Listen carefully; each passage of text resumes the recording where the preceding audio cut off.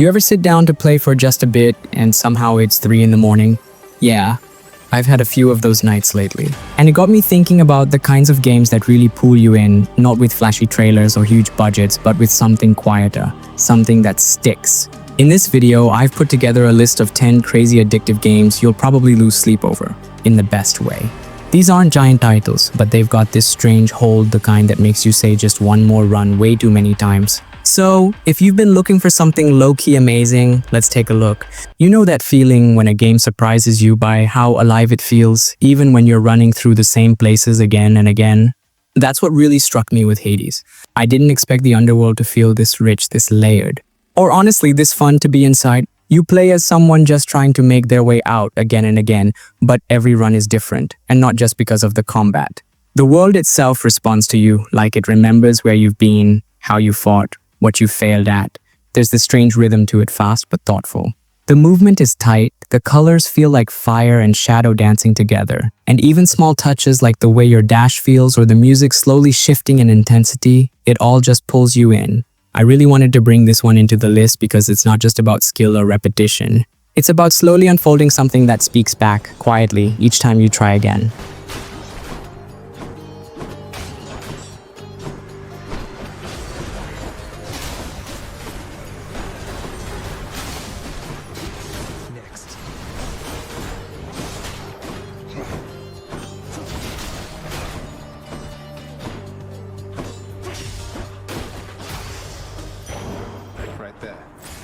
There's this quiet kind of joy that comes from watching something grow one step at a time, with no pressure, no clock ticking. That's what Stardew Valley feels like. Not just farming or fishing or planting rows of crops. It's more like slowly settling into a world that never asks you to rush. You wake up, step outside, and the day is yours. The colors are warm, the music is soft in the background, and even the smallest things like finding a wild berry path you didn't notice before, or getting your first letter from someone in town, just feel good.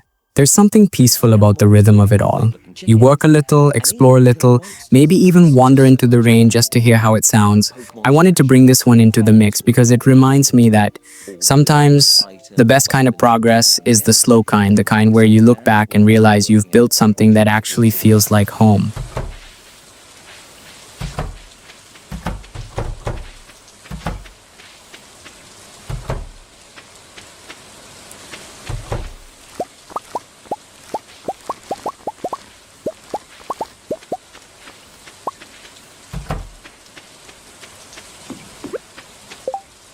There's this other gem I've been playing lately, and it really caught me off guard. On the surface, it's all chaos, fast rooms, weird items, unexpected enemies, but the deeper you go, the more it feels like you're learning a language that only the game speaks. The Binding of Isaac. Rebirth is built around that idea of discovery, but not in the usual way.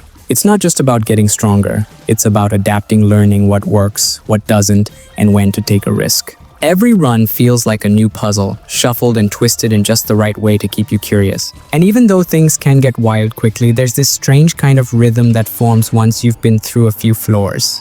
The visuals are simple but sharp, and the way the screen fills up with power-ups, tears, and movement, it's oddly satisfying. I wanted to include this one because it doesn't just challenge your reflexes, it makes you think on your feet, pay attention, and slowly get better in a way that feels really rewarding.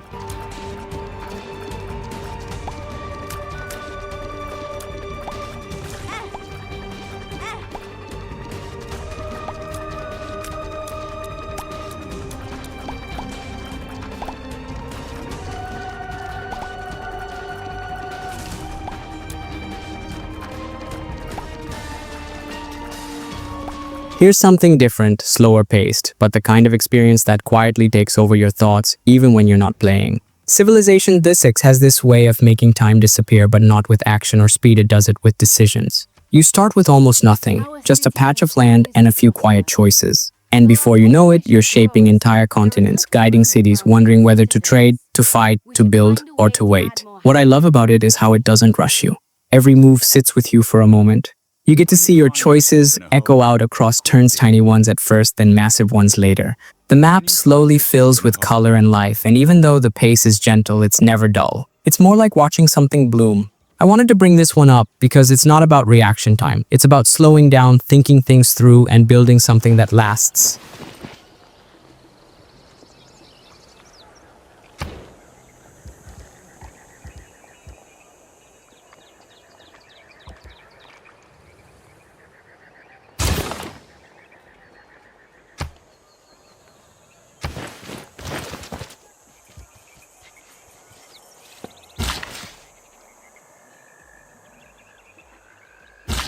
There's this other world I've been sinking into lately, not because it's loud or fast, but because it gives you space to breathe. Minecraft isn't just about placing blocks or surviving the night.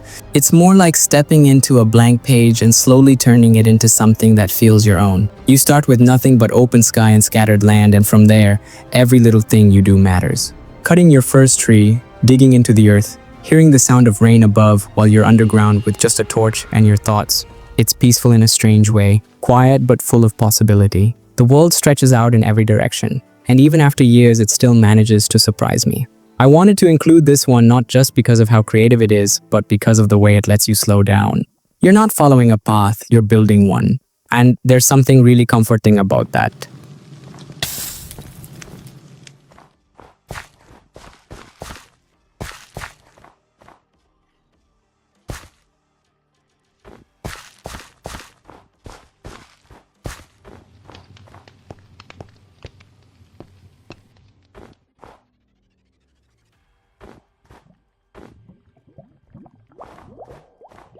Here's something different, quiet at first glance, but it slowly wraps around your brain and doesn't let go. Slay the Spire is one of those games where you think you're just testing a few strategies. And suddenly it's 3 hours later and you're still tweaking your deck, one decision at a time.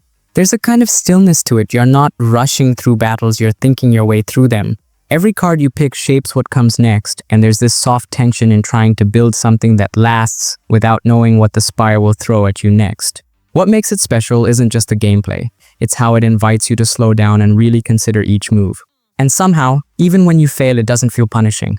It just feels like, okay, that didn't work, let's try again, but smarter this time. I really wanted to share this one because it's not flashy or loud, it's steady, satisfying, and oddly meditative in the kind of way that just keeps calling you back.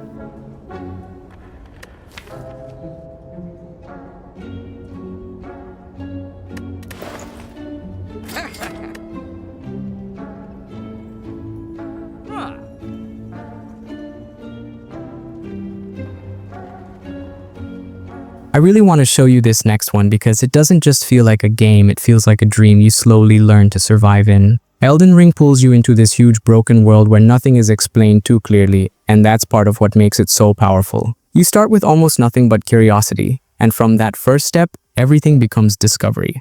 Not just the scale of the world, but the strange little corners where you find something you weren't even looking for. The air feels heavy, the wind moves through forgotten ruins, and even just riding through an open field can feel like a quiet kind of freedom. The challenge is real, but it's not just about difficulty, it's about presence. Paying attention, learning to trust your timing, your path, your instinct to turn left instead of right.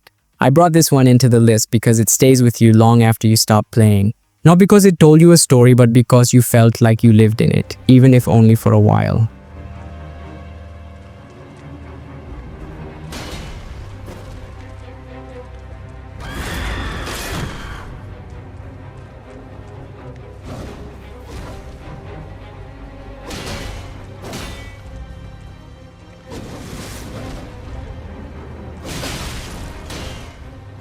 There's this other gem I've been playing lately, and it's strange how alive it feels, especially for a game where you start over again and again. Dead Cells has this rhythm to it that clicks into place the more you play. At first it feels like chaos, fast jumps, quick swings, doors slamming shut behind you, but then something shifts. You start to recognize the patterns, the way movement flows, the little pauses between attacks, and suddenly it becomes less about racing and more about dancing your way through the world. The colors glow with this kind of neon heat, and the animations snap just right. It's smooth in a way that's hard to describe until you're the one holding the controller. What really drew me in though, was the way the game respects your time. Even when you lose, even when you fall, you've learned something. You carry it into the next run without even realizing it. I really wanted to share this one because it rewards that quiet persistence, not with praise or big cutscenes, but with the simple feeling of getting better at something that once felt impossible.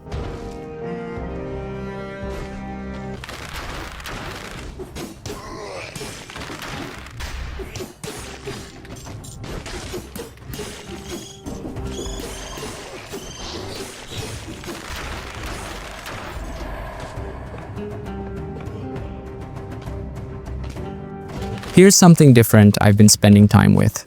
It's quiet at first, almost peaceful, but the deeper you dig, the more alive it becomes. Terraria isn't loud or dramatic, it just kind of opens up in your hands one layer at a time. You start with simple tools and a bit of curiosity, and somehow hours later you've shaped the world into something that feels entirely your own. It's not just about building or exploring, it's the little surprises you find underground, the way night slowly creeps in, or how satisfying it feels to light up a cave you just carved through by hand. Everything you do leaves a mark, and there's this calm rhythm to it that's hard to put down. What I love most is that it never pressures you to rush.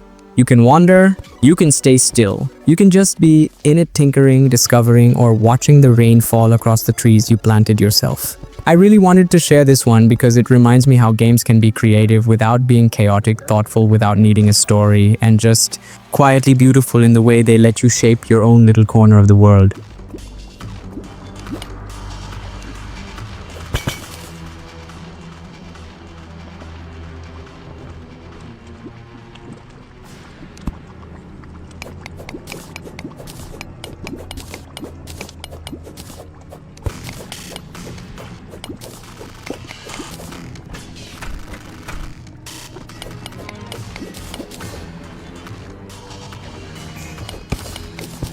There's this other gem I've been playing, and honestly it caught me off guard in the best way. Loop. Hero feels like something pulled from an old dream. Its world is fragmented, strange, and somehow comforting all at once. You're not charging forward like in most games, you're circling again and again, slowly rebuilding a place that barely remembers itself. What makes it special is how much it trusts you to figure things out.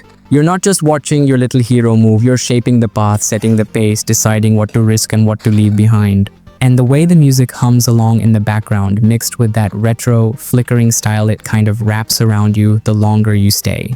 It's one of those experiences where the quiet decisions matter more than the big ones, and every loop becomes its own little story, even if no one else would notice. I really wanted to show you this one because it's not loud or flashy, but it stays with you like something you almost forgot you loved until it found its way back again.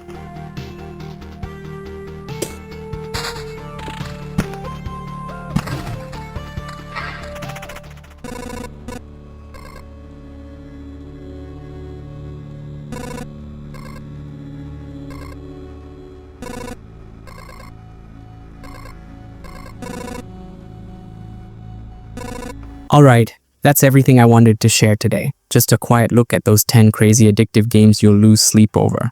If any of them brought back memories, or maybe gave you something new to try, that's honestly all I could hope for.